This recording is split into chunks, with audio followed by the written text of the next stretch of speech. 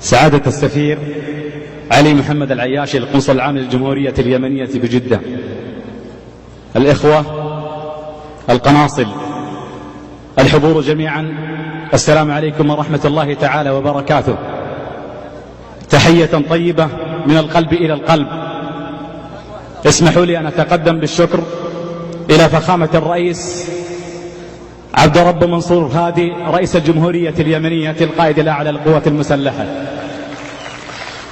وأنتهزها فرصة إلى خادم الحرمين الشريفين الملك عبد الله بن عبد العزيز آل سعود، وعلى عجالة نعرف بتاريخ وعراقة وحضارة اليمن.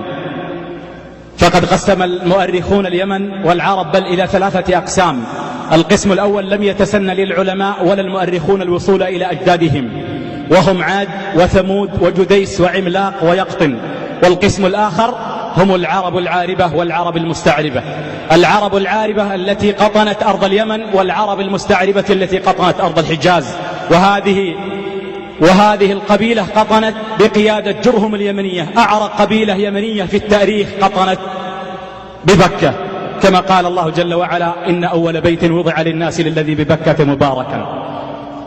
فهذه القبيلة كانت تمتلك النخوة والعراقة، وإلا امرأة ضعيفة وطفلها يستطيعون بها الأفاعيل، لكن النخوة أبت عند أهل اليمن إلا أن يقطنون أطراف مكة ويستقون زمزم ويدفعون لها الأجرة. إنها هاجر أم إسماعيل. ومن هو إسماعيل؟ إسماعيل ابن إبراهيم. لم يكن كما يقول بعض الرجعيون، يقول أن إبراهيم لم يكن بعربيا. إبراهيم من خيرة أهل اليمن، وهو من نسل فالغ ابن نوح. هاجر إلى العراق وقطن بلاد المنابرة، لكنها تلاشت اللغة العربية عند فالغ، مما أدى إلى هذه الأسماء الأعجمية. فلذلك سمي إبراهيم ابن آزر ابن تارخ ابن فالغ ابن عابر ابن ناحور ابن تسارخ ابن حران ابن أرفخشد. لكنه أنجب إسماعيل، وإسماعيل قطن في قبيلة جرهم اليمنية، فأتقن اللغة العربية، وأصبح أول من تكلم باللغة العربية الفصحى بعد نبي الله شعيب خطيب الأنبياء. وأهل اليمن من نسلهم هم من نسل يعرب ابن يشجب ابن قحطان ابن هود، تفرعت فيهم أشهر القبائل اليمنية. فمن نسلهم فهم من نسل يعرب ابن يشجب ابن قحطان، جاءت منهم أشهر القبائل: همدان فكهلان فأنمار فطي فكند فجذام فلخم فالأوس والخزرج والغساسنة ملوك الشام. من هم أهل اليمن؟ هم أهل الإيمان والحكمة، هم أرق الأمة قلوبا وأقلها عيوبا، أهل السكينة والوقار والفقه والاعتبار. قطنوا في العراق بلاد المناذرة، قطنوا في صعيد مصر هذه البلد المبارك، ونحن نحيي مصر وأهل مصر. قطنت اليمن من دكا إلى جاكرتا. هذا هو تاريخ أهل اليمن وحضارة أهل اليمن، أرق الأمة قلوبا. هم من ناصروا النبي صلى الله عليه وسلم في البيعة الأولى والبيعة الثانية. الأوس والخزرج من هم؟ هم من أهل اليمن. الأوس والخزرج أنصار النبي صلى الله عليه وسلم، هم أهل اليمن. كما نصروك يا رسول الله حيا فسننصرك ميتا إن شاء الله. إنه النبي عليه الصلاة والسلام رمزا للبشرية عليه الصلاة والسلام، يتعرضون له أعداء الله والإنسانية، ولكن بعز عزيز وذل ذليل سينصرونك أهل اليمن. هم أهل النصرة والجهاد.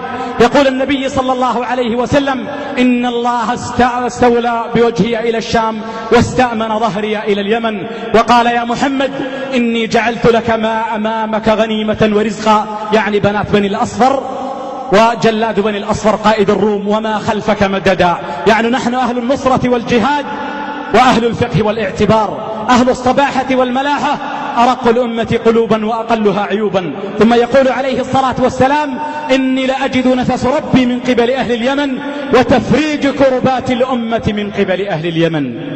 تفريج كربات الأمة من قبل أهل اليمن. ثم أهل اليمن وما أدراك ما أهل اليمن من هم؟ آمنوا برسالة معاذ بن جبل وأبا موسى الأشعري رضي الله عن الجميع. قبيلة بني الأسود الكندي آمنت برسالة معاذ بن جبل وأبا موسى الأشعري رضي الله عنهما. هؤلاء هم أهل اليمن، هم أهل السكينة والوقار والفقه والاعتبار، أهل النصرة والجهاد.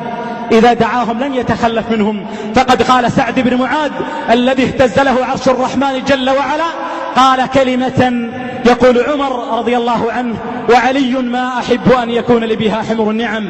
قال النبي صلى الله عليه وسلم يوم بدر: أشيروا علي معشر الأنصار، وهو يريد أن يتكلم الأوس والخزرج من الأنصار من أهل اليمن. قال: أشيروا علي، هل يناصرونه في المدينة فحسب وإلا خارج المدينة؟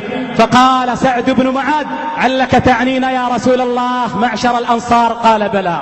يريد أن يسمع من معشر الأنصار. فقام سعد بن معاذ رضي الله عنه وأرضاه وتكلم، قال: يا رسول الله امض بنا كما أمر ربك، والله لن نقول لك كما قالت بني إسرائيل لموسى: اذهب أنت وربك فقاتلا إنها هنا قاعدون، بل نقول لك: اذهب أنت وربك فقاتلا إنا معكم مقاتلون.